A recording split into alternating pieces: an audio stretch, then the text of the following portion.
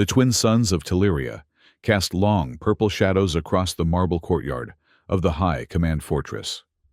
Kaelira stood motionless, her silver-flecked battle armor reflecting the fading light, her long braided hair adorned with victory beads from a dozen campaigns cascading down her back. This was the day she had dreaded since she made her choice on the battlefield of Veshnor. A choice that had brought her here before the Council of Matriarchs. Around her, hundreds of warriors stood in ceremonial formation, their faces impassive, but their eyes betraying a mixture of shock and sorrow. Many had fought alongside her, witnessed her tactical brilliance, benefited from her leadership. Now, they were required to witness her dishonor.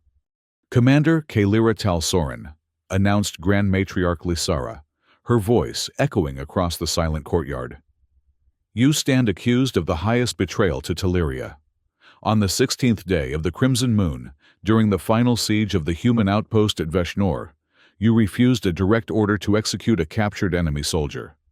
An order issued by this council, in accordance with our most sacred laws. Kaelira's jaw tightened, but she remained silent. What could she say that she hadn't already stated during the 3-day trial? That the human had surrendered, laid down his weapons, and by the ancient codes of battle deserved mercy. That executing an unarmed prisoner violated something deeper than even Telerian law. It violated her own conscience. The Grand Matriarch continued, her weathered face, showing no emotion. After thorough deliberation, this council finds you guilty of treason against the Telerian code. Your actions have dishonored our ancestors and endangered our future victories. A low murmur rippled through the assembly. Silence commanded another matriarch, Syraxa, who stood to Lysara's right. Syraxa had once been Kaelira's battle sister, her closest ally in the field. Now her pale eyes gleamed with something that looked unsettlingly like satisfaction. The punishment, Lysara declared, is threefold as demanded by our ancient laws. 2 guards stepped forward, approaching Kaelira from behind. She felt hands grasp her shoulders, forcing her to her knees. Pride made her want to resist, but dignity demanded she accept the sentence with the same courage she'd shown in battle. First, the stripping of rank. Lysara nodded to a guard who approached with ceremonial shears. Kaelira closed her eyes as she felt the first braid cut from the base of her skull. Each snip sent a jolt through her body. The braids of a Telerian warrior were no mere fashion. They were a living record of her history, her victories, her very identity. Every ornament, every pattern told a story. And now those stories were falling to the marble floor, scattered like forgotten memories. Second, the erasure of name. A scribe approached with a thick tome, the eternal record of warriors. With ceremonial precision, he opened to the page bearing Kaelira's lineage and accomplishments. With a brush dipped in dissolving ink, he swept across her name, her deeds, her very existence in Telerian history. From this day, Lysara intoned, you shall be referred to as the Nameless One, if you must be referred to at all. Your accomplishments are struck from our records, your lineage severed. Kaelira felt a hollowness spreading through her chest. The physical pain of what was to come would be nothing compared to this, the eradication of her entire identity. And third, Lysara paused, her voice softening almost imperceptibly, the breaking of your blade. This was the final, ultimate disgrace. Syraxa stepped forward, a cruel smile playing at the corners of her mouth, and took Kaelira's legendary sword from the ceremonial stand where it had been placed. The blade, Sunset's Mercy, had been forged when Kaelira achieved the rank of commander. It contained metals from the core of Teleria itself, metals thought to hold the spirit of the warrior who wielded them. Syraxa approached, holding the sword reverently before Kaelira's eyes, letting her see it one final time. Then, with practiced precision, she placed the blade across a ceremonial stone, and with a single powerful strike of a hammer, shattered it at its midpoint. The sound echoed across the courtyard like a scream. Kaelira couldn't stop herself from flinching, as though the blow had struck her own body. Fragments of the blade scattered across the white marble, glinting in the fading sunlight. By the authority of the High Command and the will of our ancestors, Lysara proclaimed, "You are hereby banished to the wastelands of Axen, where the suns scorch and the nights freeze. May the elements judge you as we have." Kalira was hauled to her feet. Her head felt strangely light without the weight of her braids, her scalp exposed to the air. She raised her eyes, scanning the faces of those who had once called her commander, searching for any sign of solidarity, any flicker of disagreement with her sentence. Most looked away. Some stared with open contempt. A few, very few, held her gaze with what might have been respect, but they dared show nothing more. As the guards led her away, Kalira caught Syrax's eye. Her former friend's expression was unreadable, but there was something there, perhaps not quite triumph, but resolution. As though a decision long in the making had finally been executed. "The sentence will be carried out at dawn," Syraxa announced to the assembly. "The Nameless One will be transported to the eastern borders of Axen and left with only what the elements provide." That night, in a holding cell deep beneath the fortress, Kalira sat motionless on a stone bench. Her hands reached up involuntarily to touch her shorn head fingers, finding only the rough, uneven remnants of what had once been her pride. Without her braids, without her name, without her sword, who was she? A single guard brought her a final meal plain fare with none of the ceremonial aspects that would normally accompany a warrior's last night in civilization. As the guard turned to leave, Kalira noticed her hesitate. "Commander," the young warrior whispered so quietly that Kalira almost missed it. The use of her former title made Kalira look up sharply. "Some of us," the guard began, then stopped, clearly conflicted. "Some of us believe you honored the true spirit of our code, even if you violated its letter." Before Kalira could respond, the guard slipped away, leaving her alone with her thoughts and the knowledge that not all had abandoned her. It was a small comfort in the face of what morning would bring. As dawn broke, painting the sky in shades of crimson and gold, Kalira was bound and placed in a transport vehicle. The journey to the wastelands would take half a day, and no one spoke to her during the trip. She watched through a small window as the lush landscapes of central Teleria gradually gave way to increasingly barren terrain. By midday, they had reached the border of Axen, a stark line where vegetation simply ceased to exist, giving way to endless red sand and rocky outcroppings that stretched to the horizon. The guards unbound her, provided a single water container, and nodded toward the wasteland. "The Council's judgment is fulfilled," the senior guard stated formally. "May your spirit find the peace that your actions denied our people." Without looking back, Kalira stepped across the invisible line that marked the beginning of her exile. The heat immediately enveloped her, the twin suns beating down with merciless intensity. As the transport vehicle departed, its engines kicking up clouds of rusty dust, Kalira stood alone, facing the vastness of Axen. She had survived countless battles against overwhelming odds. She had led forces through impossible terrain and against superior numbers. Now, she faced perhaps her greatest challenge, surviving both the unforgiving landscape and the void where her identity had once been. With nothing but the clothes on her back, the water in her container, and the memories that no council could erase, Kalira, the Nameless One, took her first steps into exile. The Axen wasteland proved to be as merciless as its reputation. By nightfall of her first day of exile, Kalira's lips were cracked from dehydration, despite her careful rationing of water. The temperature dropped precipitously after sunset, forcing her to seek shelter in the lee of a massive red rock formation. Curled against the stone, which still retained some of the day's heat, she fought against despair. Skilled as she was in survival tactics, the Axen was designed for death, not life. Most exiles perished within days from thirst, from exposure from the predators that somehow thrived in this hellscape. That was the true purpose of exile here. It was an execution that allowed the council to maintain the fiction of mercy. As darkness enveloped the wasteland, strange sounds emerged from the distance, howls and chittering noises that suggested she was not as alone as she had thought. Kalira tightened her grip on a jagged stone she had fashioned into a crude weapon.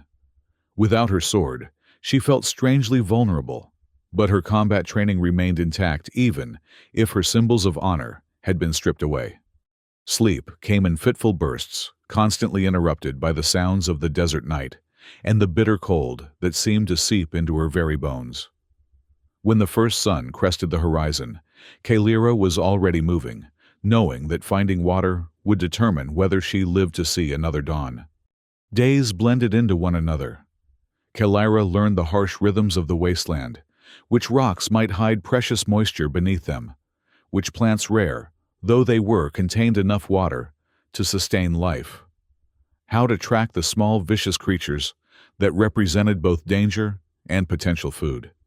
Her skin darkened under the relentless suns, and her once smooth hands grew calloused from clambering over razor-sharp rock formations. The soft undergarments she had worn beneath her armor were now tattered, and she had fashioned crude protective coverings from the hide of a predator she had managed to kill.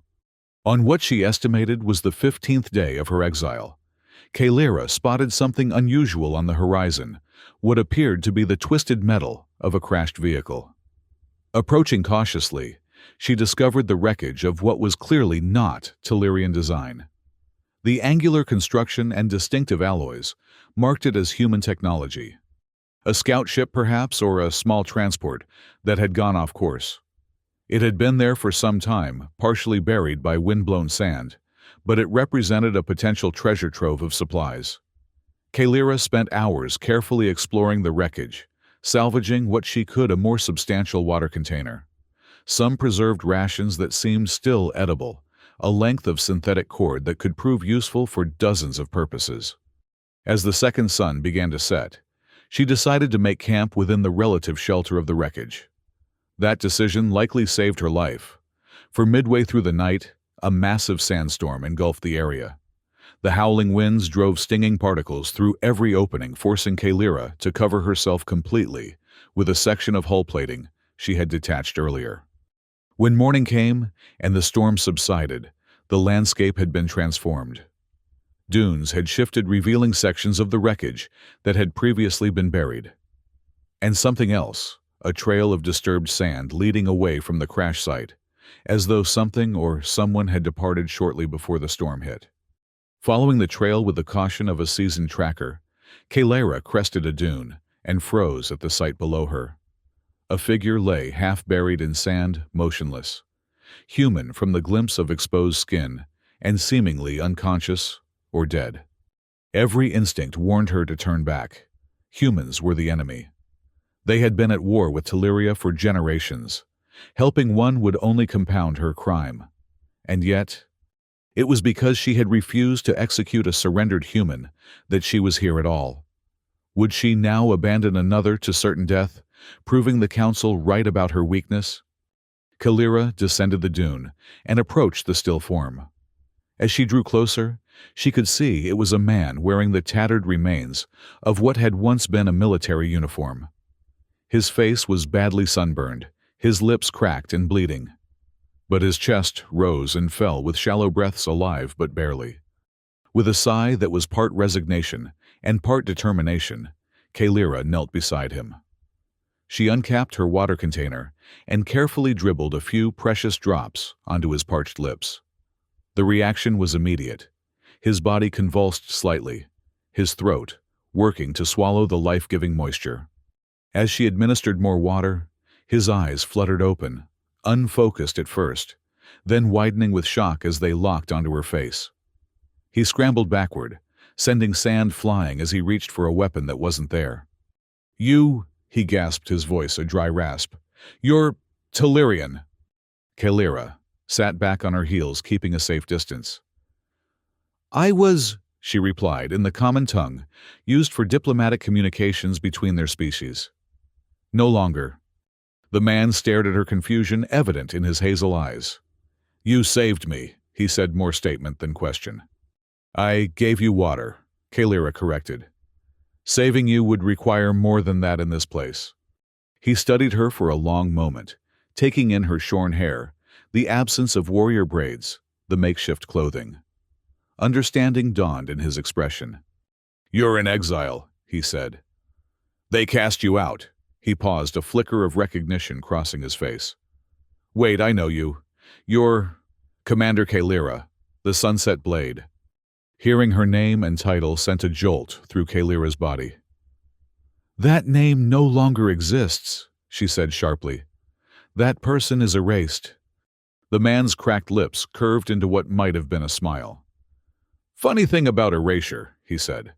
"It only works if everyone agrees to it." He struggled to sit up more fully. "My name is Elias. Elias Rain, Engineer, 2nd Class, Earth Alliance Forces." He paused, studying her face. "And you're the Tellurian commander who refused to execute a prisoner after the Battle of Veshnor." Kalira went very still. "How would you know that—" "Because," Elias said, his voice strengthening slightly, "that prisoner was my brother." The revelation hung in the air between them as tangible as the heat rising from the sand. Kalira's mind raced. The human she had spared, a young soldier with determined eyes, who had fought bravely before surrendering, had indeed mentioned a brother. An engineer, if she recalled correctly. "Your brother," she said slowly, "was returned to your people as part of the prisoner exchange 5 cycles ago." Elias nodded. "Marcus, yes. He told us what you did, how you countermanded a direct order from your high command." His eyes searched her face. "He said it cost you everything." "And yet here you are," Kalira observed, "an enemy in our territory. Your presence suggests my sacrifice was poorly repaid." Elias grimaced. "I'm not here by choice. My transport was shot down 3 weeks ago during a reconnaissance mission. Not by your people, by my own." Kalira's eyebrows rose in surprise. "Politics," Elias explained bitterly. "There are factions in the Alliance who want this war to continue. My team discovered evidence of—" He hesitated. "Let's call them manufactured provocations. Events designed to escalate hostilities when peace might otherwise be possible." He gestured vaguely in the direction of the crash site. "We were bringing that evidence back when we were targeted by our own defense systems." "A convenient malfunction, I'm sure," Kalira said dryly. "Exactly." Elias attempted to stand, but swayed dangerously. Kalira instinctively reached out to steady him, then withdrew her hand just as quickly. "You need shelter and more water," she said, making a practical assessment. "The wreckage I found your ship offers some protection. Can you walk?" Elias nodded grimly. "If the alternative is dying in the sand, I can walk." They made their way back to the crash site in silence, each lost in their own thoughts. Kalira found herself in the bizarre position of helping an enemy soldier, and yet was he truly an enemy now? Was she truly Tellurian anymore? Their identities had become as shifting as the sand beneath their feet. At the wreckage, Kalira helped Elias into the shade of a partially intact hull section. "Why help me?" he asked, as she shared more of her precious water with him. "I'm nothing to you." Kalira was silent for a long moment. "Perhaps I help you for the same reason I refused to execute your brother," she finally said. "Because some principles transcend allegiance." Elias studied her with a new intensity. "They really did a number on you, didn't they?" he said, gesturing to her shorn head. "I know enough about Tellurian culture to understand what that means." Kalira's hand went unconsciously to her scalp. "The removal of braids is only the visible symbol. They took my name from the records, my rank, my history." Her voice hardened. "And they broke my sword." Elias winced. "The Sunset Blade? It was legendary even among our forces. Forged from Tellurian sunsteel, if the stories are true." "They are," Kalira confirmed. "And now it lies shattered in some vault, I imagine. A trophy of my disgrace."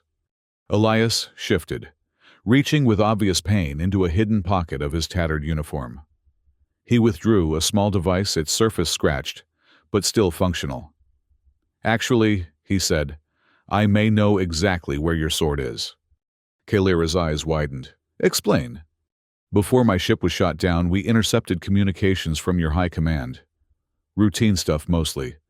but there was mention of artifacts being transferred to a storage facility on the edge of the Axon. He tapped the device, which illuminated with a holographic display.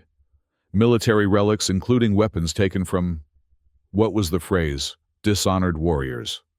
Kalira leaned forward, staring at the glowing map hovering above Elias's palm. The Vault of Forgotten Honor, she breathed. I know this place. It houses weapons dating back centuries, those of traitors, cowards, the disgraced. Her eyes gleamed with sudden intensity. And you believe my blade is there? According to the manifest we intercepted, yes, along with other personal effects from recent disposals. Elias deactivated the device. The facility is about 100 kilometers northeast of here. Minimal staffing from what our intelligence suggests. Mostly automated security. Security I was once authorized to command, Kalira murmured, her mind racing with possibilities. Elias regarded her with a mixture of curiosity and caution. You want to reclaim it, he said. Not a question. A broken blade has no practical value, Kalira replied. But immense symbolic value, Elias countered, especially to a warrior without a name. Their eyes met in understanding. Both were outsiders. Now Kalira exiled by her own people, Elias betrayed by his. Both had lost their place in the world, and perhaps both could help each other find a new one. I cannot reach the vault alone, Kalira admitted. Not without supplies, transportation. And I can't survive this wasteland without your knowledge, Elias replied. Not to mention that vault might contain communication equipment I could use to contact allies. He extended his hand in the human gesture of agreement. Partners, then. At least until we reach the vault. Kalira hesitated only briefly, before clasping his forearm in the Tellurian warrior's grip. Partners, she agreed. Until the vault. As the twin suns set over the Axon wasteland, an unlikely alliance was formed, one that would challenge the foundations of two worlds. The next morning revealed the true extent of Elias's injuries. What Kalira had taken for mere exhaustion and dehydration was complicated by a poorly healed fracture in his left leg and a deep gash across his ribs that showed signs of infection.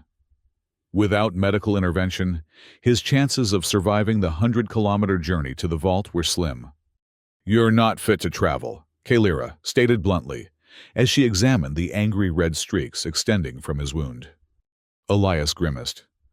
I've been told I'm stubborn to a fault. I'll manage. Stubbornness won't stop systemic infection, she countered. We need to find medications, proper treatment. In the middle of a wasteland, Elias laughed, then winced at the pain the movement caused. Unless you can conjure a fully stocked medical bay from sand, we work with what we have. Kalira's eyes narrowed in thought. Perhaps not from sand, she said slowly, but from what lies beneath it. She spent the day scavenging more thoroughly through the wreckage of Elias's ship, eventually uncovering a compartment containing emergency supplies, including a basic medical kit. The medications were limited and designed for human physiology, but better than nothing. As she cleaned and dressed his wounds, Elias watched her with curious intensity. You're skilled at this, he observed. More than I'd expect from a combat commander. All Tellurian warriors are trained in field medicine, she replied. A dead soldier cannot fight. It is practical. Just practical, Elias pressed. Nothing to do with compassion, then. Kalira's hands stilled momentarily. Compassion is not absent from our culture, despite what your people might believe. It is simply differently expressed. Through refusing to execute prisoners, Elias suggested quietly. Her eyes flashed to his. Through honoring the warrior's code. A surrendered enemy who has fought with courage deserves respect, not execution. That was the old way before. She trailed off. Before what? Before Syraxa and her faction gained influence, Kalira said grimly. They believe that mercy is weakness, that total dominance is the only path to security. She finished bandaging his wound and sat back. It was not always so. Teleria once held values beyond conquest. And you still hold those values, Elias observed. That's why you're here instead of commanding armies. Kalira said nothing, but her silence was answer enough. With his wounds treated and his strength slowly returning, Elias began working on a plan for their journey. From salvaged parts of the ship, he constructed a crude but functional solar still to generate additional water. He also managed to repair a handheld scanner that would help them navigate and identify potential resources along their route. Meanwhile, Kalira fashioned more effective weapons from metal debris and hunted the small creatures that emerged in the cooler hours of early morning. They developed a cautious rhythm of cooperation, each contributing their skills to their shared survival. On the third night, as they sat beside a small fire of dried scrub, Elias broke their comfortable silence. "I've been thinking about your sword," he said. Kalira looked up from the bone needle she was using to repair a tear in her makeshift garments. "What about it?" "You said it was broken. Shattered, actually." He poked at the fire with a metal rod. "I'm not just an engineer in title. Before the war, I specialized in metallurgy. Advanced alloys, specifically. Tellurian sunsteel is not like your earth metals," Kalira said dismissively. "It cannot be worked with conventional methods." "Maybe not," Elias conceded. "But neither is earth-made titanium ceramic composite. Yet I've spent years developing techniques to work with it." He reached into his pocket and withdrew a small object, a military identification tag suspended on a chain. "This was my father's. Special Forces from the First Contact War. The Materials Science Division developed these tags using a composite that can withstand temperatures hot enough to melt conventional armor." Kalira took the tag, examining it with professional interest. The metal was unlike anything she had seen, lightweight, but with an unmistakable strength, and etched with information in the human alphabet. "You think you could repair my blade using this?" she asked, skepticism evident in her voice. "Not repair," Elias corrected. "Remake. A fusion of technologies. Something new." He took back the tag, turning it over in his fingers. "My father died believing our species could find common ground, that we had more to gain from cooperation than conflict. Maybe this is a small way to prove him right." Kalira was silent for a long moment, considering. "Even if such a thing were possible," she finally said, "we would need tools, a forge, materials beyond what we have here." "The vault might have what we need," Elias suggested. "Military storage facilities usually maintain repair shops' equipment for maintaining the artifacts they house." The idea was audacious, even foolhardy. And yet Kalira found herself warming to it. Not just the reclamation of her sword, but its transformation into something that represented her new reality, neither fully Tellurian nor human, but something forged between worlds. "One challenge at a time," she said pragmatically. "First, we must reach the vault. Then we can discuss remaking shattered blades." Elias nodded, but his eyes gleamed with the fire of creation that marked true craftsmen across all species. "One challenge at a time," he agreed. Their journey began at dawn the following day. With careful rationing of water and the supplies they had salvaged, they estimated they could reach the vault in 10 days, assuming they encountered no major obstacles, and Elias's condition continued to improve. The Axan wasteland, however, had other plans. On the second day of their trek, they encountered a vast field of glass, sharp rock formations that forced them to detour miles from their planned route. On the fourth day, a dust storm trapped them in a cave for nearly 20 hours, depleting their water reserves as the hot, dry air desiccated their bodies despite their shelter. And on the sixth day, they discovered they were being hunted. The tracks were unmistakable to Kalira's trained eye, 6-toed prints with distinctive claw marks, at the tips spaced in the loping pattern characteristic of the Axan's apex predator, the Vethera, a creature that resembled an unholy fusion of lizard and wolf with adaptive camouflage that made it nearly invisible against the red sands until it was ready to strike. "We're being stalked," she informed Elias, tersely pointing out the tracks. At least one adult, possibly two. They've been following us since yesterday. Elias surveyed the desolate landscape with new wariness. Options. Limited, Kalira admitted. Vethera hunt by persistence. They follow prey until exhaustion makes an easy kill possible. They rarely abandon a chosen target. So we can't outrun them and we can't hide, Elias summarized grimly. That leaves fighting. Kalira nodded. On our terms, not theirs. We need higher ground limited approaches. She pointed to a rocky outcropping about 2 kilometers ahead. There. We can establish a defensive position, prepare traps along the likely approach vectors. They increased their pace, gathering what materials they could along the way for the coming confrontation.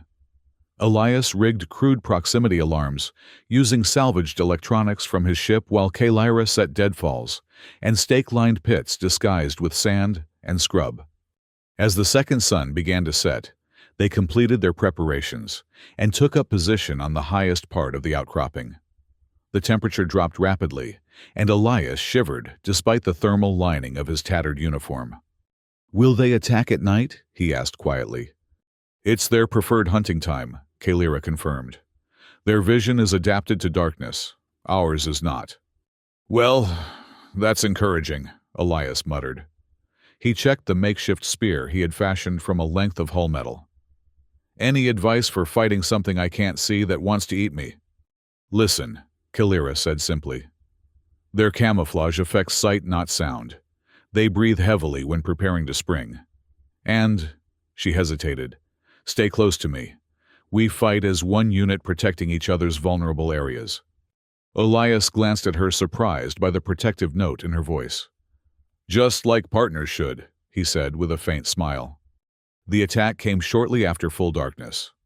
One of Elias's alarms triggered with a sharp electronic chirp, followed immediately by the distinctive crunch of a creature landing in one of Kalira's deadfall traps. An unearthly shriek split the night pane, and rage combined in a sound that sent ice through their veins. "That's one," Kalira murmured, "but not dead. And there's at least—" She broke off as a shadow detached itself from the surrounding darkness, launching toward them with terrifying speed. Kalira reacted instantly, shoving Elias aside and meeting the creature's charge with her spear braced against the rock. The impact nearly knocked her weapon from her hands. The Vethera was massive, easily 200 kilos of muscle and scale and fang. Its camouflage flickered as it fought, revealing glimpses of iridescent red-black hide and gleaming yellow eyes. Elias recovered quickly, driving his own spear into the creature's flank. The Vethera roared and whipped around its barbed tail, nearly taking his head off. He ducked just in time, losing his balance and tumbling several meters down the rocky slope. Kalira seized the opportunity, driving her spear deeper into the predator's side. The creature convulsed its massive jaws, snapping at her arm and catching the edge of her makeshift armor. Teeth, designed to shear through bone, scraped against salvaged metal, the pressure threatening to crush her arm within its protective covering. With a battle cry that echoed across the wasteland, Kalira twisted the spear, seeking vital organs. The Vethera shuddered, its grip on her armor loosening, but before she could press her advantage, a second shape materialized from the darkness, the injured predator from the trap, limping, but still lethal, drawn by the scent of battle. "Behind you!" Elias shouted from below. Kalira spun, but too slowly. The second Vethera slammed into her, sending both her and the creature tumbling down the slope in a chaotic tangle of limbs, claws, and weapons. They landed hard on a ledge 10 meters below the impact, driving the breath from Kalira's lungs. The Vethera recovered first, positioning itself for a killing strike. Dazed and weaponless, Kalira could only raise her arms in a futile defensive posture as the creature's jaws gaped wide. A blinding flash illuminated the night, accompanied by a thunderous boom.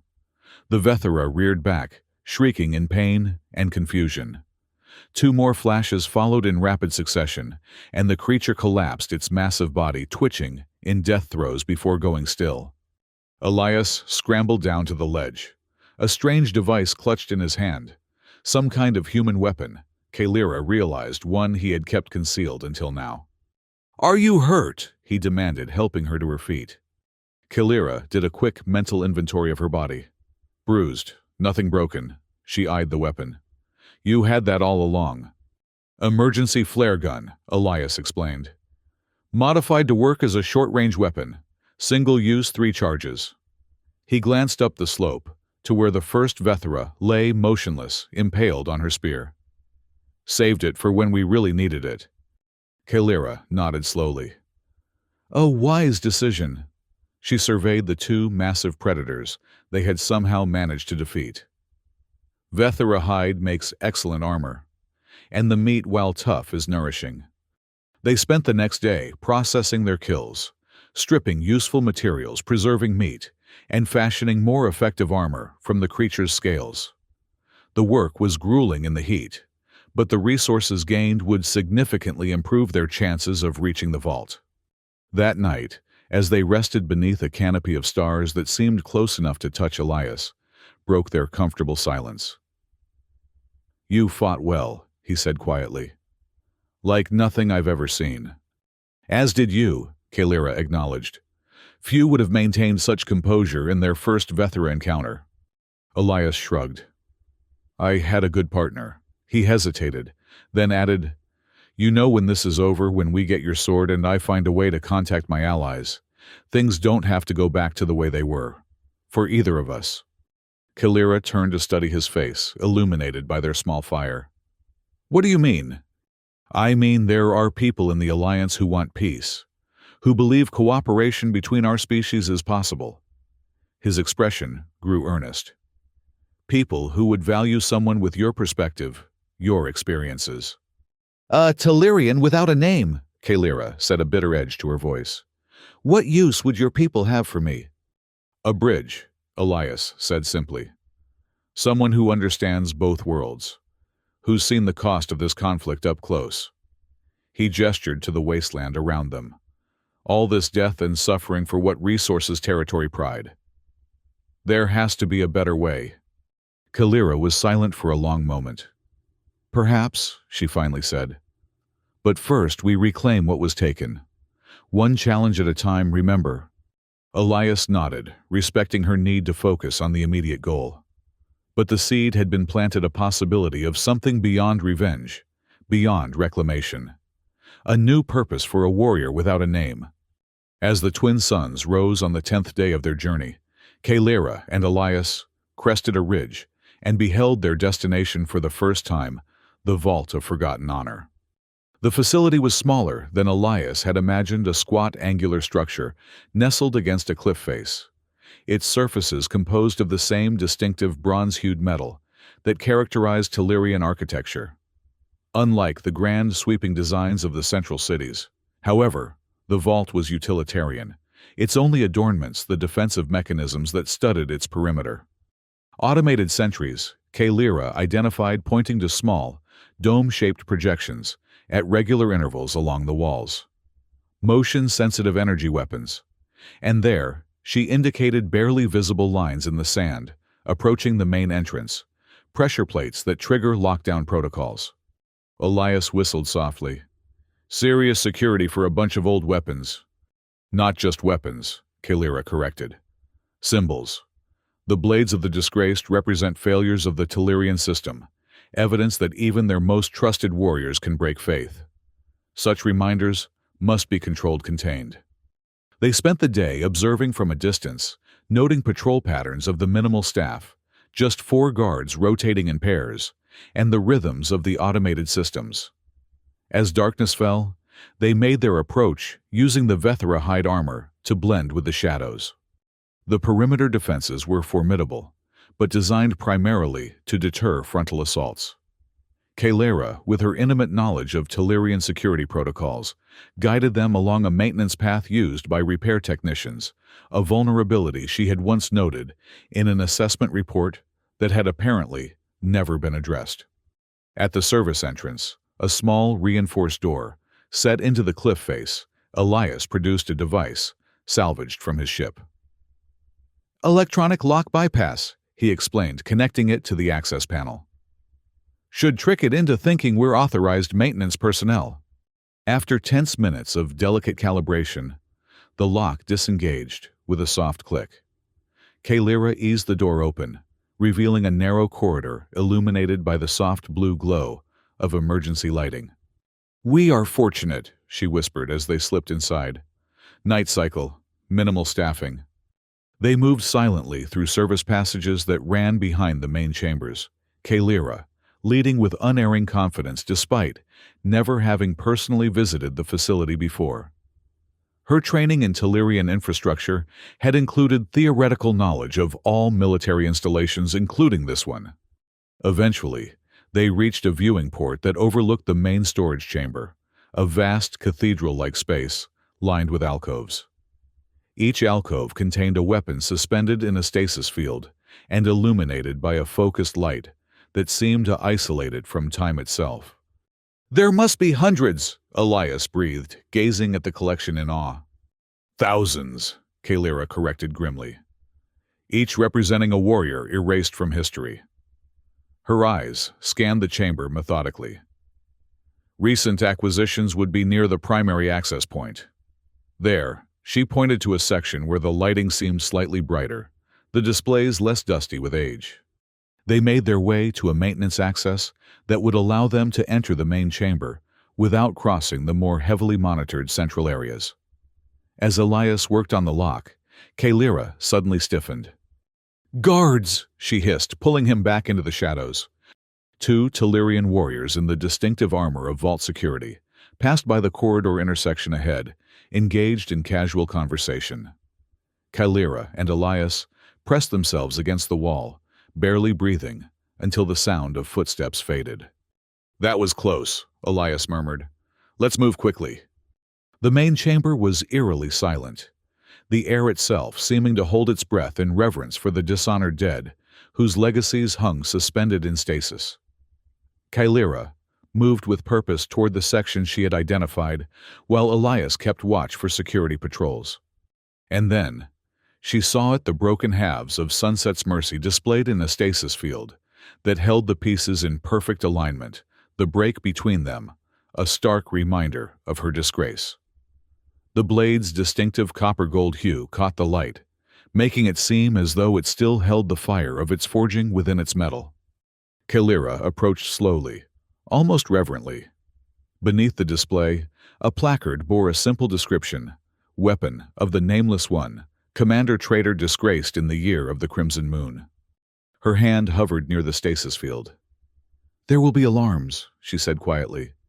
"Can you bypass them?" Elias asked, joining her at the display. "No, but I can absorb the consequences." Her eyes met his. "When I take the blade, you'll have approximately 3 minutes before full security protocols engage. Find the maintenance bay. It should be on the lower level northeast quadrant. Gather what tools and materials you can for your project." Elias frowned. "And then we meet where?" "The eastern exit. There's an emergency evacuation route that should bypass most of the internal security measures." Kaylira's expression was resolute. "If I'm not there within 5 minutes of the alarm sounding, leave without me." "That's not happening," Elias said firmly. "We came together, we leave together." Before she could argue, he reached past her and thrust his hand into the stasis field, grasping one half of the broken sword.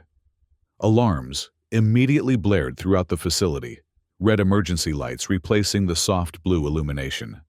"What are you doing?" Kaylira demanded, as he pressed the sword half into her hands and reached for the second piece. "Changing the plan," Elias said grimly. "Now, they'll be looking for an infiltrator who isn't you. These sensors will have human biomarkers on record now." He grabbed her arm. "Maintenance bay, now." They ran the wailing alarms, masking their footsteps as they navigated the increasingly maze-like corridors of the facility. Twice, they had to divert from their path to avoid security teams responding to the breach. But Elias's diversion seemed to be working. The guards were focused on finding a human intruder, not a disgraced Tellurian. The maintenance bay was exactly where Kaylira had predicted a well-equipped workshop, designed for the restoration and preservation of ancient weapons. Elias moved with practiced efficiency, gathering tools and materials with the discerning eye of an experienced engineer. "This," he said, holding up a small crucible, "and this." He added a set of specialized tongs to his growing collection. "The forge here isn't designed for complete reforging, but it should work for what I have in mind." "We don't have time for metallurgical experiments," Kalira said, tensely, keeping watch at the door. "We make time," Elias insisted. "This isn't just about getting your sword back, it's about what happens next." He met her gaze, his expression intense. "Trust me." Something in his voice, a certainty, a vision, made Kalira hesitate, then nod. "Quickly then." Elias worked with the focused precision of a master craftsman, heating the forge to temperatures that made the air shimmer, preparing the broken ends of the blade with careful grinding. From around his neck, he removed his father's identification tag. "This alloy was designed to remember," he explained, as he worked his hands, never stilling. "When stressed or broken, it can be reheated, and will attempt to return to its original form, a kind of molecular memory." Tellurian sunsteel has similar properties, Kalira observed, watching in fascination, despite the urgency of their situation. "It's why our blades rarely need sharpening, they resist deformation." "Exactly." Elias's eyes, lit with the excitement of discovery. "But where your metal remembers rigidity, this remembers flexibility." Together. He carefully positioned the broken ends of her sword in the forge, laying the now melting identification tag between them. The metals began to flow together, not simply joining, but interweaving at a molecular level. Elias worked with intuitive skill, hammering at precisely the right moments, quenching when the color indicated perfect temperature. As he worked, Kalira found herself humming an old Tellurian melody, not a warrior's battle hymn, but an older, more primal song of the desert travelers who had preceded their military society. A song of survival, of finding one's way through desolation to new beginnings. Elias glanced up at the sound, a smile touching his lips, but he didn't interrupt. The music seemed to flow into his work, giving rhythm to his hammering patience, to his careful manipulations of metal. Finally, he lifted the blade from the quenching bath whole again, but now, with a distinctive pattern, where the break had been. The Tellurian sunsteel's copper-gold hue was interrupted by a rippling band of silver-white alloy from Earth, creating a visual dividing line that paradoxically united the weapon into something new. "It's beautiful," Kalira breathed, reaching for it with reverent hands. As her fingers closed around the hilt, the blade seemed to sing a harmonic resonance that vibrated through her arm and into her chest. The sensation was both familiar and new, like reuniting with an old friend who had undergone a profound transformation. "The balance is different," she noted, making an experimental pass through the air. "Lighter toward the tip, faster." "But no less strong," Elias assured her. "That joint is actually the strongest part of the blade now. It would break anywhere else before it broke there again." A renewed burst of alarms cut their moment short. "They're sweeping the lower levels," Kalira said urgently. "We need to move now." They gathered their remaining supplies and slipped out of the maintenance bay, Kalira, leading them through service corridors toward the emergency exit she had mentioned. The reforged sword hummed softly at her side, its weight both comforting and strange against her hip. As they rounded the final corner before the exit, they came face to face with a security patrol, two startled guards, who reacted with professional speed, raising their weapons. "Halt," one commanded, then with dawning recognition, "You're the nameless one." Kalira's hand went to her sword hilt, but she hesitated. These were Tellurian warriors following orders, as she once had. Could she raise her blade against her own kind? Elias sensed her conflict, and stepped slightly forward, angling his body to shield hers. "We mean no harm," he said in careful Tellurian. "We came only for what was hers by right." The guards exchanged glances. "Collaborating with humans now," the senior guard said with disgust. "Your dishonor grows deeper," he raised his communicator. "Command, this is Patrol Delta. We have located the intruders, the Nameless One, and a human male. Lower corridor, Section 12. "Please," Elias said, his voice calm despite the tension. There doesn't need to be violence here. The guard's response was to fire a warning shot that scorched the wall centimeters from Elias's head. Next one doesn't miss human. Time seemed to slow for Kalira. She saw the guard adjusting his aim for a disabling shot at Elias's leg.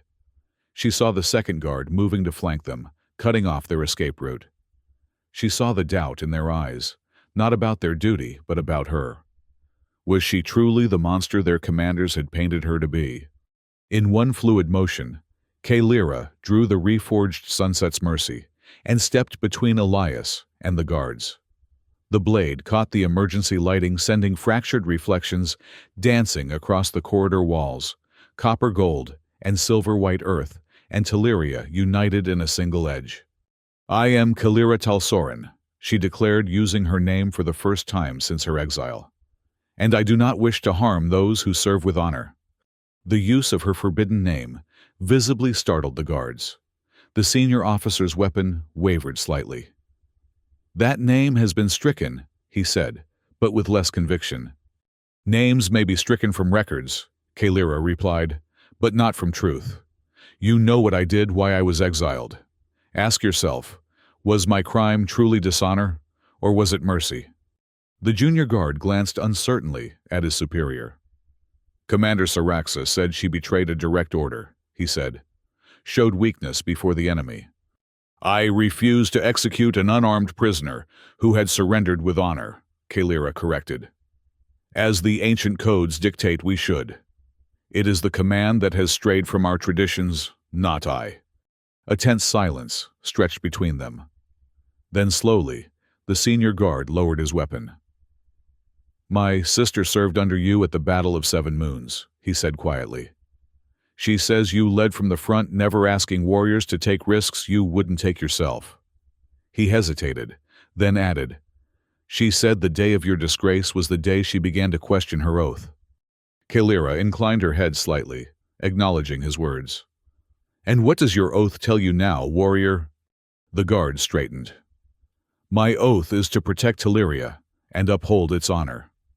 His eyes flicked to the reforged sword in her hand, lingering on the distinctive silver band, where Earth and Telerian technologies had merged. "Perhaps honor takes forms we haven't considered." He stepped aside, creating a path to the exit. His junior partner looked shocked, but followed his lead after a moment's hesitation. "The human trigger set off alarms in sections 8 through 15. The senior guard said briskly. "Standard protocol is to seal emergency exits in affected sections. You have approximately 2 minutes before this route is locked down completely." Kalira's eyes met his, a wealth of understanding passing between them. "May your blade stay sharp, warrior." "And yours," he replied, then more quietly, "Commander." Kalira and Elias moved swiftly past the guards, neither looking back as they navigated the final stretch to the emergency exit. As promised, it stood unlocked, a heavy blast door designed to allow evacuation during catastrophic system failures. They emerged into the cool night air of the Axon, the vault's alarms still audible, but muffled now by distance and thick walls. Without discussion, they began moving away from the facility, putting as much distance as possible between themselves and the inevitable wider search that would follow. Only when they had reached the relative safety of a rocky ridge 2 kilometers away did they pause to rest. Elias leaned against a boulder, breathing heavily from the exertion and lingering effects of his injuries. "That guard," he said between breaths. "He let us go. Why?" Kalira gazed back toward the vault, now just a dark silhouette against the horizon. "Because symbols have power," she said softly. "And sometimes seeing a living contradiction to what you've been told forces you to question everything." She drew the reforged sword, examining it in the starlight. The silver band where Elias had joined the broken halves caught the light differently from the rest of the blade, a permanent reminder that what is broken can be made whole again, though never the same as before. "What now?" Elias asked. "We have your sword. I have tools and materials that might help me signal my allies. We've accomplished what we set out to do." Kalira was silent for a long moment, her expression thoughtful. "No," she finally said. "Not everything." She resheathed the blade with purpose. "There's one more thing I must do. Something I didn't realize until I saw those guards, saw the doubt in their eyes, the questions they couldn't suppress." "What's that?" Elias asked, though something in his expression suggested he already knew the answer. "Siraxa, Kalira," said her voice hardening. "She's turned our traditions into tools of control, our honor into chains. The warrior who broke my sword, who orchestrated my disgrace, she does the same to any who question her vision for Teleria." She looked at Elias, determination in her eyes. "I must return to the High Command Fortress, not for revenge, but for truth." Elias studied her face for a long moment. "That's suicide," he said bluntly. "The fortress is the most heavily defended structure on the planet. Even if we somehow reached it, we'd never get inside." "We don't need to get inside," Kalira countered. "We need to be seen. By the warriors, by the people. Symbols have power, remember." She touched the hilt of her reforged sword. What more powerful symbol than the return of the disgraced bearing a blade that represents unity, rather than division? Elias sighed heavily. "You're really set on this, aren't you?" "I am," Kalira confirmed. "But your path may lie elsewhere. The communication equipment you sought, it's yours now. You can contact your allies, return to your people." Elias was quiet for a long moment, his expression unreadable in the darkness. Then he straightened, wincing slightly at the pain in his still healing leg. "My father died believing our species could find common ground," he said, echoing his words from days earlier. "He never got to see it happen." He gestured to the reforged sword at her hip. "But that blade, what we made together, that's proof it's possible." He met her eyes directly. "If you're going to the fortress, I'm going with you. Partners, remember?" Kalira felt something unfamiliar bloom in her chest, a warmth that had nothing to do with the desert heat, and everything to do with the bond forged through struggle and shared purpose. "Partners," she agreed softly, "until the end." As the twin suns rose on a new day, they began planning their most audacious challenge, yet a return from disgrace that would shake the foundations of two worlds. The journey to the High Command Fortress took 17 days longer than they had anticipated, due to increased military patrols scouring the border regions of the Axon. Word of the vault break-in had spread, along with rumors that the Nameless One had returned. Some stories claimed she led an army of human infiltrators. Others suggested she had made a pact with desert spirits to restore her power. The truth, two battered individuals making their way across hostile terrain with minimal supplies, was far less dramatic, but no less determined. They traveled predominantly at night, using the daylight hours to rest in whatever shelter they could find. Elias's expertise with the salvaged communication equipment proved invaluable, allowing them to intercept military transmissions and avoid patrols. Kalira's knowledge of the land guided them along ancient paths known only to the nomadic tribes that had preceded Teleria's military civilization. As they drew closer to the Central Territories, the landscape gradually transformed from the barren wasteland of Axon to more hospitable terrain, rocky plateaus, giving way to scrubland, then to the cultivated agricultural regions that surrounded the capital city of Vaitala. Here, they had to be even more cautious as the population density increased and the chances of being spotted grew exponentially. On the outskirts of the city, they found unexpected allies.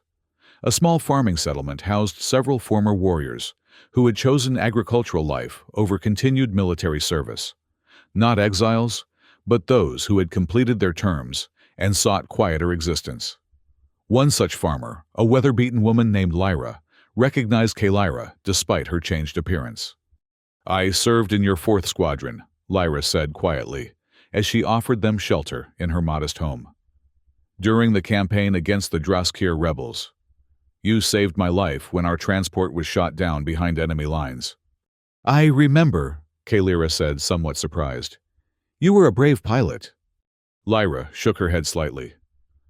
"Not brave enough to speak against your sentence when it was pronounced. Many of us disagreed, but we remained silent. Her eyes moved to Elias, then back to Kalira. Now you travel with the enemy you refuse to execute. There is poetry in that. With Lyra's help, they obtained information about the current security protocols at the fortress, as well as civilian clothing that would allow them to move through the city undetected. More importantly, she provided crucial intelligence 3 days hence. The High Command would host a ceremonial review of troops in the main plaza, an event where all ranking officers, including Syraxa, would be present and visible to the public. A perfect opportunity, Elias observed, as they finalized their plan. Maximum visibility, minimal chance to contain the situation quietly. And maximum security, Kalira cautioned. The plaza will be ringed with guard scanners' energy barriers. Which is why we don't try to penetrate the plaza itself, Elias countered. He spread out a rough map Lyra had drawn for them. Look here, the ancient monument at the plaza's edge. The Pillar of First Victory, they call it. A sacred site, Kalira confirmed. Commemorating the first military triumph of United Teleria thousands of years ago. No weapons are permitted within 20 meters of it out of reverence. Exactly. So security will be focused on people trying to enter the ceremony, not on the monument itself. Elias tapped the location. If we can get to the top of that pillar, what is it 30 meters tall, we'd be visible to everyone in the plaza. The pillar is smooth stone, Kalira pointed out, designed specifically to be unclimbable. Elias grinned. For a Telerian warrior, maybe. But I grew up scaling the vertical rock faces of Mars Colony 7.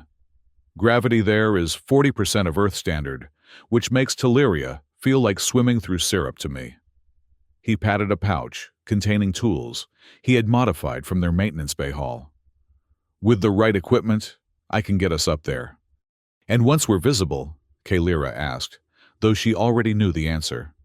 Then, Elias said, his expression growing serious, you do what you do best, you lead. The day of the ceremony dawned clear and bright, the twin suns casting complementary shadows across Vaitala's ancient architecture. The city was alive with activity, as citizens and warriors alike gathered for the spectacle of the military review, a tradition that dated back to Teleria's earliest days as a unified society. Kalira and Elias moved through the crowd separately as planned. Dressed in civilian attire with a hooded cloak, concealing her distinctive shorn hair, and the reforged sword wrapped in cloth and strapped to her back, Kalira was just another face in the throng.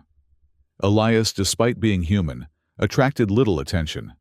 There were enough alien diplomats and traders in the city that his presence, while unusual, was not remarkable. They synchronized their timepieces, Elias's salvaged military chrono, and a traditional Telerian sundial pendant Lyra had provided, and made their separate ways to the agreed rendezvous point, a small maintenance alcove at the base of the Pillar of First Victory, obscured from general view by ceremonial banners. The timing had to be precise. The climbing would take approximately 12 minutes, according to Elias's calculations.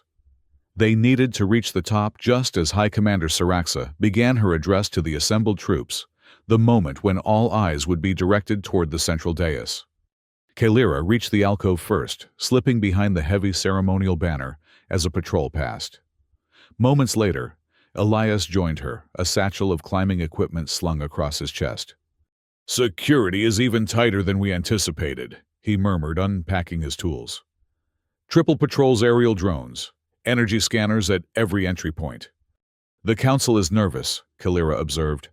"The rumors of my return have spread further than we realized." Elias nodded. As he prepared the specialized climbing aids, he had constructed adhesive pads for hands and feet, supplemented by microfilament tethers that would support their weight if the pads failed.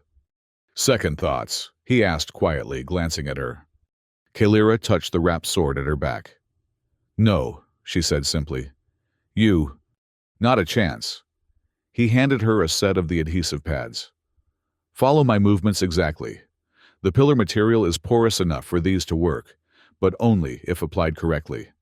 As the ceremony began, and the crowd's attention shifted to the processional march of elite warrior units, Across the plaza, Kailira and Elias began their ascent up the backside of the ancient monument. The climbing was painstaking work. Each pad had to be carefully placed, tested, and trusted before the next move could be made. Halfway up, disaster nearly struck when one of Elias's footpads lost adhesion. He swung precariously from his harness, dangling 20 meters above the ground. Only Kailira's quick reflexes, grabbing his arm and pulling him toward a more stable section of the pillar, prevented a fall that would have ended their mission and likely their lives. "Getting soft," Elias joked, through gritted teeth as he re-established his grip. "Mars colony rock climbers would be ashamed." Kailira shook her head slightly, marveling at his ability to find humor even in moments of extreme danger. It was a trait she had come to appreciate, so different from the grim determination that characterized Tellurian warriors in the face of adversity. They reached the top of the pillar, just as the ceremonial horns announced the arrival of the High Command. From their elevated position, they had a perfect view of the entire plaza, thousands of warriors arranged in precise formations. Citizens gathered at the periphery, and at the center, the raised platform where the Council of Matriarchs now took their places. Siraxa was instantly recognizable, her ornate armor more elaborate than when Kailira had last seen her, her bearing even more imperial. She had ascended in rank, it seemed, perhaps, even to Grand Matriarch, the position once held by Lysara. "There she is," Kailira said quietly. "And there's our audience," Elias replied, gesturing to the assembled warriors. "Thousands of your people watching to see what happens next." Kailira unwrapped the reforged Sunset's Mercy, the blade catching the sunlight, and sending fractured reflections dancing across the top of the pillar. The distinctive band of silver-white earth alloy contrasted beautifully with the copper-gold Tellurian sunsteel. "Now we wait," she said, settling into a meditative posture at the edge of the pillar's flat top. "When she begins to speak, that's our moment." Below, the ceremonial protocols continued presentations of battle standards, ritual exchanges between unit commanders, formal recognition of victories achieved since the last gathering. Finally, Siraxa stepped forward to address the assembly, her amplified voice carrying clearly to their position. "Warriors of Telluria." She began, her tone imperious. "We gather today to celebrate the strength that comes from absolute unity. Unity of purpose, unity of action, unity of thought. It is this unity that has allowed us to expand our dominion, to secure our borders, to strike fear into our enemies." Kailira rose to her feet, the reforged sword gleaming in her hand. "In the coming cycles," Siraxa continued, "we will intensify our campaign against the human colonies that threaten our rightful territories. We will show no mercy, accept no surrender, leave no—" Her voice trailed off as a ripple of movement spread through the crowd. Heads turning, warriors pointing upward, whispers becoming a growing murmur of disbelief. Siraxa followed their gaze, her eyes widening as she spotted the figure atop the sacred pillar. "Warriors of Telluria." Kailira's voice rang out across the suddenly silent plaza, amplified not by technology, but by the perfect acoustics of the ancient space. "I return to you not as a commander, but as a witness to what we have become, and what we could be instead." The shock that swept through the assembly was palpable. Guards began moving toward the base of the pillar, but they were hampered by the dense crowd, and their own confusion. No protocol existed for handling a disgraced warrior who had returned from exile to stand atop their most sacred monument. "I am Kailira Talsorin," she proclaimed, raising the reforged sword so that it caught the light of both suns. The name they tried to erase, the warrior they tried to break. They shattered my blade as they shattered our oldest traditions, the respect for honorable surrender, the distinction between warrior and executioner. Siraxa had recovered from her initial shock and was now barking orders, her face contorted with rage. "Seize the traitor," she commanded. "Shoot her down if necessary." But the warriors hesitated, their training at odds with the spectacle before them. The Nameless One returned from certain death in the Axan wasteland, bearing a blade that should have been destroyed, speaking words that resonated with doubts many had harbored, but few had voiced. "Look upon this sword," Kalira called out, the blade flashing, as she moved it through a ceremonial pattern. Broken by pride, reforged through cooperation, Tellyrian sunsteel and earth alloy joined not in conflict, but in creation. She gestured to Elias, who now stood beside her. "This human, this enemy, we are told to hate, risked his life to help restore what was taken from me. Not because our causes aligned, but because he recognized a truth our leaders have forgotten. That honor transcends species, that mercy is strength, not weakness." The crowd's murmur grew louder. Among the assembled warriors, Kalira could see confusion, disbelief, and from some dawning recognition. Her words were landing, finding purchase in hearts that had begun to question Syraxa's increasingly militant policies. "Lies!" Syraxa shouted, her voice cutting through the growing noise. "The Nameless One collaborates with our enemies. She betrays us even now, spreading human propaganda to weaken our resolve." Energy weapons were being distributed to the guards closest to the pillar. Kalira knew they had little time left. "I challenge you, Syraxa," she called out, her voice carrying the formal cadence of ancient ritual. "Not to combat, but to truth. Face me before these warriors. Explain why you fear a broken blade and a shaved head. Explain why our traditions of honor must be sacrificed for your ambition." A hush fell over the assembly. The challenge, while unorthodox, invoked protocols that predated even the military structure of Tellyrian society. Protocols that could not be easily dismissed without undermining the very authority Syraxa claimed to uphold. For a long moment, the plaza was silent, save for the faint whistle of wind around the ancient pillar. Then, Syraxa stepped forward, her expression hardening into a mask of controlled fury. "I accept your challenge, Nameless One," she declared, though the words seemed to pain her. "Bring her down alive. She will answer for her crimes before all." Guards began to converge on the pillar, their weapons lowered but ready. Kalira turned to Elias, their eyes meeting in silent communication. "This is where we separate," she said quietly. "They'll be focused on me. Use the confusion to make your way to the rendezvous point. Lyra will help you contact your allies." Elias shook his head. "That wasn't the plan." "Plans change," Kalira said firmly. "One of us needs to survive to tell this story, to ensure that what we've started here continues." She gripped his shoulder. "Your people need to know there are Tellyrians who want peace, who see another path." Before he could protest further, she stepped to the edge of the pillar, held Sunset's mercy high, one final time, so all could see its reforged glory, then reversed her grip and plunged the blade into the ancient stone. It sank halfway to the hilt, standing like a beacon.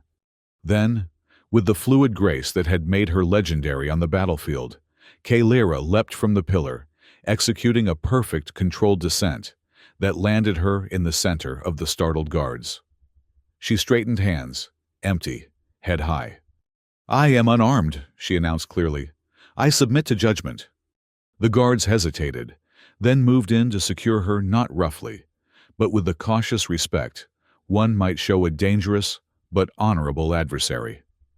As they led her toward the central dais, where Syraxa waited, Kalira glanced back once at the pillar. Elias was gone, the only evidence of their presence the reforged sword, standing in silent testimony. The crowd parted, as Kalira was escorted through their midst. Unlike her disgrace ceremony, where eyes had turned away in shame or disgust, now every warrior watched openly, their expressions ranging from confusion to awe, to something that looked dangerously like hope. At the central dais, Syraxa awaited, flanked by the other members of the High Command. Up close, Kalira could see how power had changed her former battle sister. Syraxa's face was harder, the lines around her eyes and mouth speaking of constant vigilance against perceived threats. The simple functional armor of a field commander had been replaced by ornate ceremonial plate that spoke more of status than combat readiness. "You have disrupted a sacred ceremony," Siraxa, began her voice pitched to carry to the assembled warriors. You have violated your exile. You have collaborated with an enemy of Teleria. Her eyes narrowed. By our laws, your life is forfeit 3 times over. By our laws, Kalira responded equally loudly. A warrior wrongfully disgraced may seek redress through the trial of open voice. Will you deny me this ancient right, Siraxa? Will you demonstrate to all present that our traditions matter only when they serve your purposes? Murmurs rippled through the crowd. The trial of open voice was rarely invoked, but deeply embedded in Telerian cultural memory, a safeguard against corrupt leadership that predated even their military ascendancy. Siraxa's jaw tightened, almost imperceptibly. You speak of traditions while standing beside a human invader, she countered. You who broke your oath to obey the council's commands. I honored a higher oath, Kalira replied steadily. The oath to uphold the warrior's code in its entirety, not just the parts convenient for political ambition. Siraxa stepped closer, lowering her voice so only Kalira and the nearest guards could hear. You fool! Do you think this display changes anything? The council speaks with one voice, my voice. The warriors follow where we lead. Look around you, Kalira said softly. Are you certain of that? Despite herself, Siraxa's eyes flicked to the assembled ranks of warriors. Where there should have been uniform attention, she saw whispered conversations, uncertain glances, a ripple of unrest spreading like wind across water. Enough, Siraxa declared, raising her voice once more. The disruption ends now. Guards remove the prisoner to... Wait! The voice came from within the High Command itself, an older warrior, whose face bore the distinctive scarring of the Third Border Campaign. Matriarch Tellus, a respected veteran whose support had been crucial to Siraxa's rise to power. The trial of open voice is her right. Tellus said, her tone neutral, but authoritative. If we deny it, we undermine the very foundation of our authority. Siraxa's expression flickered between rage and calculation. Denying the trial would confirm every accusation Kalira had made. Allowing it risked exposing divisions within the command itself. Very well, she finally said, the words clipped and precise. The trial will proceed. Now, before all assembled. She gestured to the ceremonial space before the dais. Speak your piece, nameless one. Then face your final judgment. Kalira stepped forward, acutely aware of thousands of eyes upon her. This moment, this single opportunity to reach the hearts of her people, was what everything had led to. The exile, the journey across the Axon, the reforging of her sword, all culminating in these precious minutes of attention. Warriors of Teleria, she began, her voice clear and steady. I stand before you not to plead for my life, but to remind you of what it means to be Telerian. Before we were conquerors, we were explorers. Before we were soldiers, we were seekers of knowledge. Our ancestors forged treaties as readily as weapons, understanding that true strength lies not in domination, but in wisdom. She turned slowly, addressing not just the High Command, but the entire assembly. I was condemned for refusing to execute a surrendered enemy, an act that violated not only the explicit terms of our ancient battle codes, but the very spirit of what once made Teleria great. We face our enemies blade to blade, eye to eye. We do not slaughter the defenseless. That is not war, that is murder. A murmur of agreement rippled through the ranks. Many of the warriors had fought with honor, their entire careers uncomfortable with the increasingly brutal tactics Siraxa had been promoting. Look at what we have become. Kalira continued, gesturing to the elaborate military display around them. We measure our greatness by territories conquered by enemies, slain by fear inspired. But true greatness, the greatness our ancestors aspired to, is measured by wisdom, preserved by alliances, forged by peace, maintained through strength, rather than constant bloodshed. She pointed to the pillar of first victory, where her reforged sword still stood embedded in the ancient stone. That blade tells our true story. Broken by pride, it was remade through cooperation between Telerian and human knowledge. stronger at its point of fracture than it ever was before. What does that teach us about our own broken relations with the human worlds? What might we create together, rather than destroy separately? Saraxa stepped forward, her patience clearly exhausted. Pretty words that ignore reality, she snapped. The humans encroach on our territories, extract resources from planets we have claimed for generations. They understand only strength, only force. Have we tried anything else? Kalira countered. Have we exhausted diplomacy, cultural exchange, mutual development? Or have we simply assumed that because they are different, they must be conquered? She addressed the warriors directly now, moving away from the dais to stand among them. I have lived alongside a human in the harshest environment of our world. I have seen his courage, his ingenuity, his honor. Different from ours, yes, but no less real, no less worthy of respect. A young warrior in the front ranks, a squad leader judging by her insignia, spoke up, her voice tentative but clear. The High Command says humans cannot be trusted to honor agreements, that their word means nothing.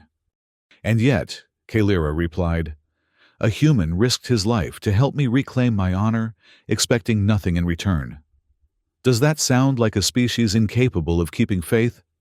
Before Saraxa could interject, another voice rose from the ranks, an older warrior bearing the marks of many campaigns. I fought at Veshnor, he said. I saw human soldiers protect their wounded at cost to themselves. I saw them honor flags of truce. They are warriors like us, different but not without code. The dam had broken. More voices joined the discussion, some supporting Kalira's perspective, others defending traditional Telerian supremacy, but all engaging in a dialogue that had been suppressed for too long. The ceremonial review had transformed into something unprecedented, an open forum where warriors questioned the path their society had taken. Saraxa watched in barely concealed fury as her carefully constructed authority began to fracture before her eyes. Enough! She finally bellowed, the amplification system making her voice painfully loud. This is sedition, guards, end this now. She drew her ceremonial sword, an ornate weapon, meant for display rather than combat, and stepped down from the dais, advancing on Kalira with murderous intent. If our warriors have forgotten their duty, I will remind them by executing this traitor myself. The guards hesitated, caught between conflicting loyalties. The warriors nearest Kalira shifted, some moving to protect her, others simply backing away from the confrontation. The plaza had become a powder keg, tensions that had simmered beneath the surface for years, now threatening to explode into open conflict. Kalira stood her ground as Saraxa approached, but made no move to defend herself. Will you cut down an unarmed warrior before thousands of witnesses? She asked quietly. Is that the leadership you offer Teleria? Saraxa's advance slowed the political implications of her actions, penetrating even through her rage. A public execution of an unarmed popular former commander would not reinforce her authority. It would undermine it irreparably. You've already lost, Saraxa.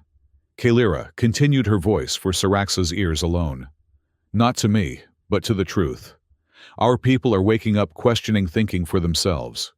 The absolute obedience you demand is slipping away with every moment. You understand nothing, Saraxa hissed. Without unity, without strength, we are vulnerable. The humans will not show the mercy you so naively believe in. They will take everything we have built. Or they will meet us as equals at diplomatic tables, Kalira countered. We can lead our people to a future of continued isolation and war, or toward a new era of exchange and growth. The choice is ours here, now, today. For a moment, something flickered in Saraxa's eyes, perhaps recognition, perhaps doubt. Then her expression hardened once more. There is no choice. There is only victory or defeat. She raised her sword.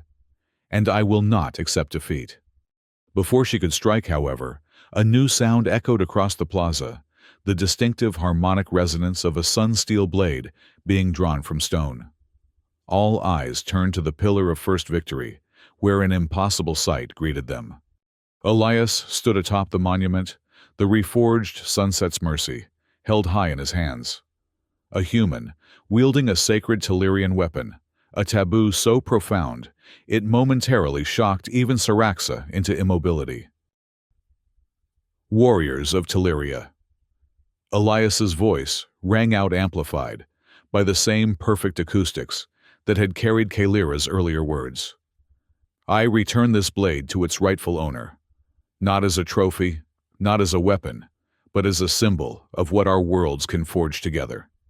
With perfect form, the result of intensive practice during their journey across the Axon, Elias executed a ceremonial sword pass that any Telerian would recognize, then reversed his grip and extended the blade hilt first toward the assembly below. Choose, he called. Choose war without end or peace with honor. Choose isolation or the stars we could reach together. The symbolism was overwhelming, a human offering a Telerian blade in peace, reversing centuries of conflict in a single gesture. Murmurs rippled through the crowd, growing into a swell of voices of questions of possibilities never before considered. Saraxa stood frozen, her own sword still raised, caught between completing her attack on Kaelira and responding to this new development. The moment stretched taut with potential energy that could explode in any direction. Then, from within the ranks of assembled warriors, a single figure stepped forward, the young squad leader who had spoken earlier. With deliberate movements, she approached Kaelira, stopped at precisely the correct ceremonial distance, and executed a perfect sword salute. Commander, she said loud enough for those nearby to hear, your wisdom honors Teleria. One by one, other warriors followed, first a trickle, then a stream, then a flood. Each approached offered the salute of one warrior to another, acknowledging Kaelira not as a disgraced exile, but as a leader who had stayed true to the deepest principles of their culture. Saraxa watched in disbelief as her authority dissolved before her eyes. Stop this, she commanded, but her voice no longer carried the weight it once had. This is treason. I order you to— No one is taking orders right now, Saraxa, Matriarch Tellus said, joining Kaelira at the center of the gathering. They are choosing. As warriors, as Telerians, they are choosing the path forward. She gestured to the continuing procession of warriors, offering their respect. And it appears they have chosen a different vision than yours. Saraxa's sword arm trembled, then slowly lowered. The calculation in her eyes was clear. She was outnumbered, her support evaporating like morning mist under the twin suns. With a final venomous glare at Kaelira, she turned and strode from the plaza, a handful of loyal guards falling in behind her. Elias had made his way down from the pillar, and now approached through the crowd, still carrying the reforged Sunset's Mercy. Warriors parted to let him pass, their expressions ranging from curiosity to cautious respect. He stopped before Kaelira and offered the sword hilt first, just as he had symbolically offered it to the assembly. I believe this belongs to you, Commander, he said, loud enough for those nearby to hear. Kaelira accepted the blade, feeling its familiar weight, its new balance. Not Commander, she corrected. Not anymore. She raised her voice to address the gathered warriors. I do not seek to replace one leader with another. I seek only to remind us of who we were meant to be, guardians of honor, not merely conquerors of worlds. She reversed the sword and planted it point down in the stone of the plaza, another symbolic gesture signifying a warrior who stands ready but chooses peace. The path forward is for all Telerians to determine together, she declared. Not through blind obedience, but through wisdom, through dialogue, through the courage to question and the strength to change. Matriarch Tellus stepped forward. This day marks a turning point for our people, she announced. The High Command will convene to consider the concerns raised here. Representatives from all warrior castes will be invited to speak. She glanced at Elias, then back to Kaelira. And perhaps for the first time in generations, representatives from other worlds as well. A murmur of approval spread through the assembly. The ceremonial review had transformed into something unprecedented, the beginning of a new conversation about Telluria's place in the galaxy, its relations with other species, its own understanding of honor and purpose. As the formal proceedings dissolved into hundreds of smaller discussions among the warriors, Kaelira turned to Elias. "You were supposed to be halfway to your rendezvous by now," she said, though there was no real reproach in her voice. Elias shrugged. "Partners remember until the end." He glanced around at the historic scene unfolding around them. "Though this looks more like a beginning than an end." Kaelira followed his gaze, watching as warriors who had never questioned their path, now engaged in animated debate about possibilities beyond endless conflict. "Yes," she agreed softly. "A beginning." As the twin suns began their descent toward the horizon, Kaelira and Elias slipped away from the continuing discussions in the plaza. They made their way through the winding streets of Vaitala, the reforged Sunset's Mercy, once again wrapped and secured across Kaelira's back. "What now?" Elias asked, as they reached a quiet overlook with a view of the entire city spread before them. "You've sparked a revolution of thought, if not of power. Syraxa's influence is broken, at least temporarily. The warriors are questioning the path they've been on." Kaelira gazed out at the city of her birth, its spires gleaming in the sunset, its streets bustling with life that had continued despite her exile, and would continue long after whatever changes today's events might bring. "Now," she said thoughtfully, "we see what grows from the seeds we've planted. Tellus and the moderate faction of the High Command will push for dialogue with your people. Many warriors will support them. Others will resist, clinging to the old ways. And Syraxa, she will not surrender power easily," Kaelira acknowledged. "She may retreat to gather supporters to plan a counteroffensive against what she sees as weakness infiltrating our society." She turned to face him directly. "Which is why your mission is now more important than ever. You must reach your allies, share what you've witnessed, encourage those in your government who seek peace to extend a hand while Telluria is receptive." Elias nodded slowly. "And you? Will you stay here, help guide the transition?" Kaelira touched the wrapped sword at her back. "No," she said after a moment's reflection. "Telluria must find its new path without a figurehead, without simply replacing one commander with another. I've said what needed to be said. Now our people must decide what to do with that truth." "So, what then?" A small smile touched Kaelira's lips, a rare expression that transformed her severe features. "There are other Tellurian colonies, other outposts where Syraxa's influence runs deep. Places where warriors may still execute prisoners, may still believe that strength comes only through dominance." She gestured to the reforged blade. "Perhaps they, too, need to see what can be made from broken things." Understanding dawned in Elias's eyes. "You're going to spread the message. Become a kind of wandering philosopher warrior." "Something like that," Kaelira agreed. "Not tied to any command structure, any formal role. Just a voice reminding us of who we were meant to be." Elias considered this for a moment. "You'll need transportation, supplies, intelligence about where you can make the most difference." A slow smile spread across his face. "Sounds like a job for someone with access to Earth Alliance resources and a personal stake in Tellurian human relations." Kaelira raised an eyebrow. "You have duties to your own people." "My duty is to peace," Elias countered. "To my father's vision of cooperation between our species. What better way to serve that than by helping the Tellurian most likely to make it happen?" He extended his hand in the human gesture of agreement. "Partners. Beyond the vault, beyond the plaza.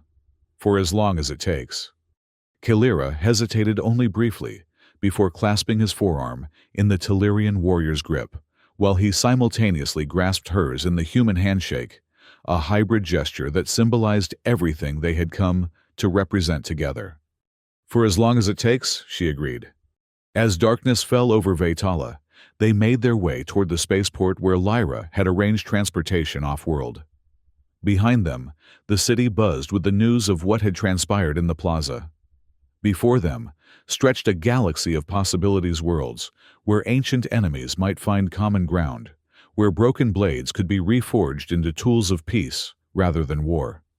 Kaelira no longer carried the weight of a commander's responsibilities, the burden of a warrior caste's expectations. She had been stripped of name, of rank, of history, and in that stripping had found a new kind of freedom. The freedom to define honor for herself, to seek truth, without the constraints of hierarchy, to forge connections across boundaries that had once seemed impenetrable. As they boarded the small transport vessel that would carry them to their first destination, Elias glanced at Kaelira's profile, illuminated by the starlight streaming through the viewport. "You never told me," he said quietly, "what it means, the silver band in your sword where our technologies meet.